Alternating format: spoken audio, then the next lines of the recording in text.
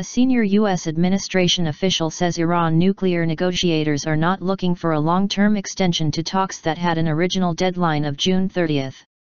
But the official said it would be no surprise if negotiators missed the Tuesday deadline by more than 2 days, noting that what is currently under negotiation is considerably more detailed than the April 2 plan from Lausanne, Switzerland.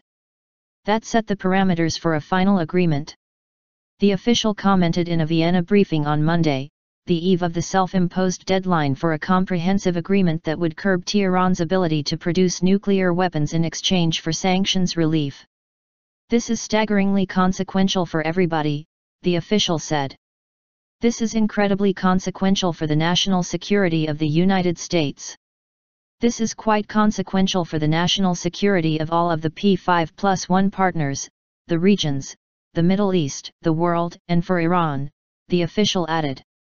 Negotiators have been tight-lipped about details from the talks, but the sticking points are believed to include access that inspectors from the U.N.'s nuclear agency would have to Iranian sites as well as the pace at which sanctions against Iran would be lifted. There have also been concerns about managed access, how quickly International Atomic Energy Agency, IAEA, inspectors could be cleared to visit suspected sites.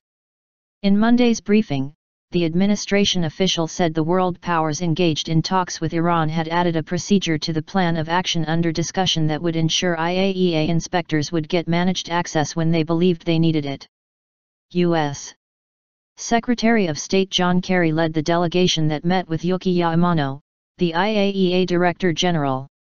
As he headed into talks at the ornate Palais Coburg Hotel, Kerry said, "We are just working and it is too early to make any judgments." When asked if he expected the nuclear negotiators to reach an agreement, he said, "We will see." Notably absent on Monday was Iranian Foreign Minister Mohammad Javad Zarif. He flew back to Tehran late Sunday but is expected to return to Vienna Tuesday. Iranian state media reports say his trip home had been planned in advance. Kerry and Zarif met several times on Sunday. Kerry also met with other officials, including British Foreign Secretary Philip Hammond and Germany's Foreign Minister Frank-Walter Steinmeier. On Sunday, officials from Iran, the US, and European delegations acknowledged that talks were likely to continue past the self-imposed Tuesday deadline. EU Foreign Policy Chief Federica Mogherini told reporters that the talks had always been tough, but that negotiators could reach an agreement if there is strong political will. Delays have been the norm during the multi-year process that has brought Iran and the group of countries that includes the US, Britain, China, France, Russia, and Germany to this point in their talks. In a VOA interview, State Department Senior Advisor for Strategic Communications Marie Harf said Kerry and the Iranians understand that they have reached a critical moment. "We have some really tough work still left to do," said Harf. Some diplomats say the real deadline for finalizing an agreement is July 9. After that, the period of time the U.S. Congress has to review the agreement would extend from 30 to 60 days. Families make pleas.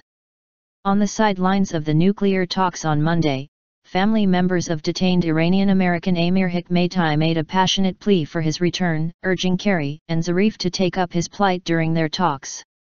"I want my brother home," said Hikmaty's sister, Sarah Hikmaty. "I want my dad to hold his son again. I want mom's heart to stop breaking. I want this nightmare to end," she said. Relatives said they fear Hikmaty contracted tuberculosis while in prison. Iranian officials arrested Hikmaty in 2011 and charged him with espionage. He is one of 3 American citizens being held in Iran. The senior administration official said that Kerry has had direct conversations with Zarif about the missing Americans and that U.S. officials work on their behalf on a daily basis.